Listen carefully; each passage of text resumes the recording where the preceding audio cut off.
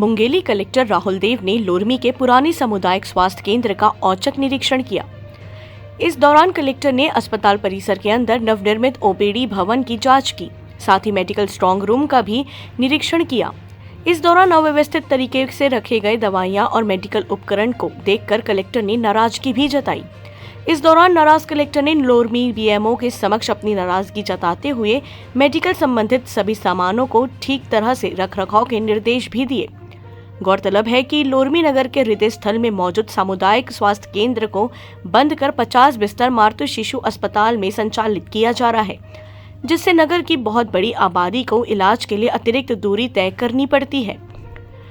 जनप्रतिनिधियों की मांग पर कलेक्टर के निर्देश पर फिर से पुराने सामुदायिक स्वास्थ्य केंद्र में डॉक्टर बैठाने के निर्देश दिए गए हैं, ताकि फिर से पुराने भवन में मरीजों का इलाज हो सके। इस दौरान कलेक्टर निर्माणाधीन आत्मानंद स्कूल का निरीक्षण करने गए, जहां स्कूल के निर्माण हो रही देरी को लेकर कलेक्टर ने खासी नाराजगी व्यक्त की, जिस पर ग्रामीण स्वास्थ्य यांत्रिकी विभाग के जिलाधिकारी, एसडीओ, इंजीनियर और ठेकेदार को फटकार लगाते हुए 31 दिसंबर तक स्कूल का कार्य पूर्ण करने के निर्देश दिए। मुंगेली से साजिद खान की रिपोर्ट। क्या पाया गया? जांच नहीं की जा रही है, सामान्य प्रशासनिक दौरा है। जैसा कि आप देख सकते हैं, यहाँ पे एक नवीन ओपीडी भवन बनाया गया है, जिसमें हमारे द्वारा जो लोग हैं लोरमी क्षेत्र के, लोरमी नगर के खासकर, उनको चूँकि एमसीएस थोड़ा दूर पड़ता है, ऐसी बात आ रही थी।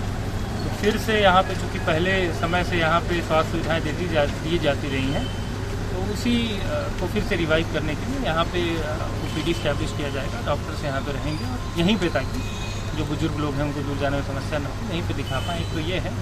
दूसरा, हमारे द्वारा ये भी देखा गया कि चूँकि ऑफिसर या सेंट्रल स्टोर भी है हेल्थ विभाग का, तो उसकी रखरखाव की स्थिति क्या है, तो उसमें जो बात आई है उस पर निर्देश दिया गया है कि उसको ठीक। सोनोग्राफी जो है वो एक बड़ी समस्या है और हफ्ते में एक दिन ही जो है यहाँ पे हो रहा है।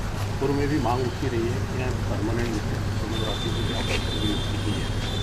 उसको लेकर किस तरह, क्योंकि यहाँ पे जो प्रसव है वो की संख्या जो है नंबर ऑफ ज़्यादा है, तो उसको लेकर किस तरह की व्यवस्था है?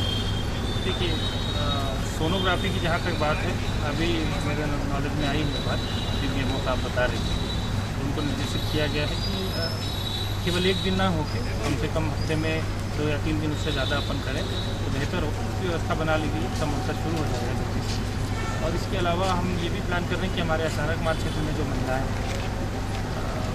कई बार संस्थागत प्रसव करा पाने में कुछ समस्या होती है, तो अभी ये योजना बनाई गई थी कि जो महिला प्रेग्नेंट है, उसका एक्सपेक्टेड डेट ऑफ डिलीवरी हमको पता चल जाता है मेडिकल जांच से, तो उनको जो है प्रोत्साहित करके यहाँ पे लाया जाएगा।